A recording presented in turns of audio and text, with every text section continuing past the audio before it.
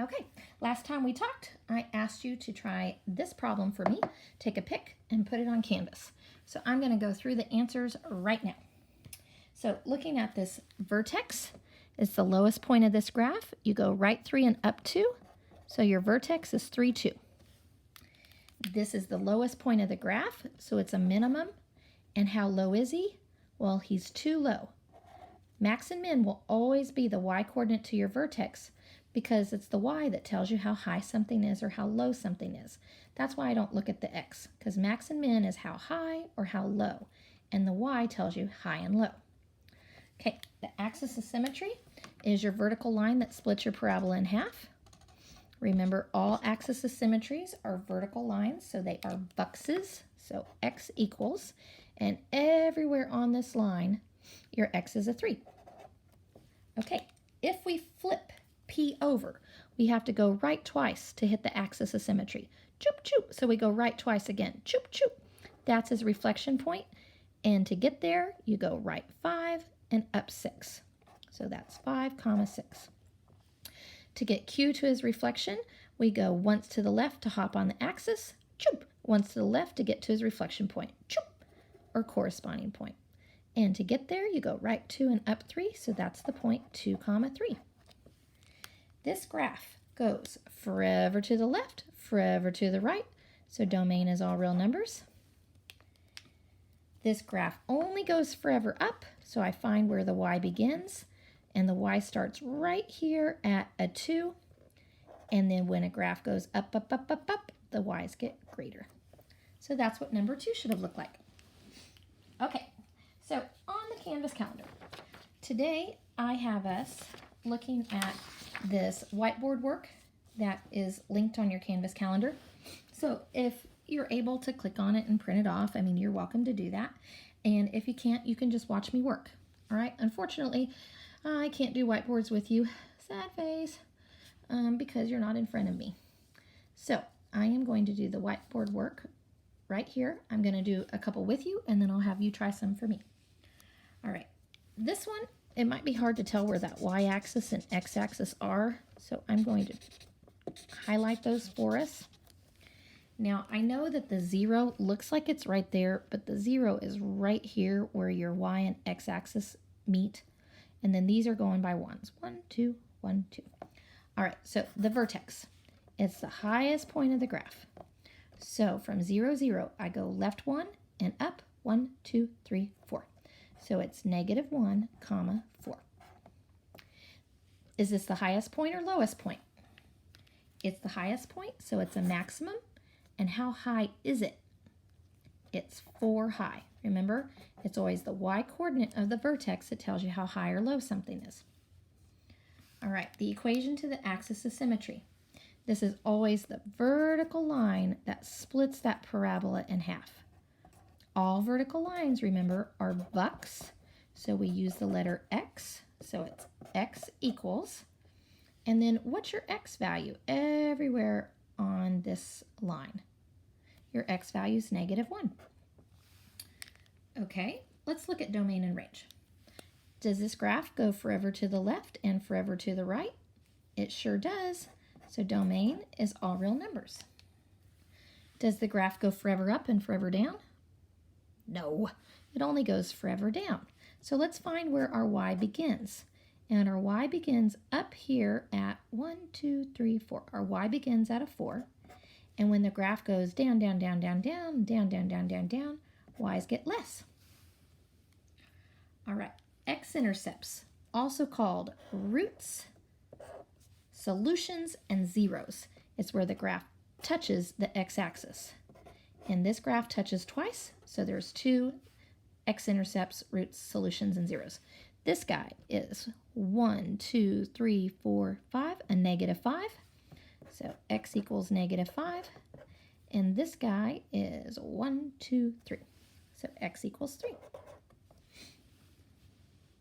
What do you think about this? It's quite a bit of vocabulary, but I don't think it's like extremely difficult vocabulary. Okay, let's try another one. So this graph opened down. Let's try one that opens up. All right, looking at this one. So the vertex, remember it's the lowest or the highest point, and this time our vertex is right here.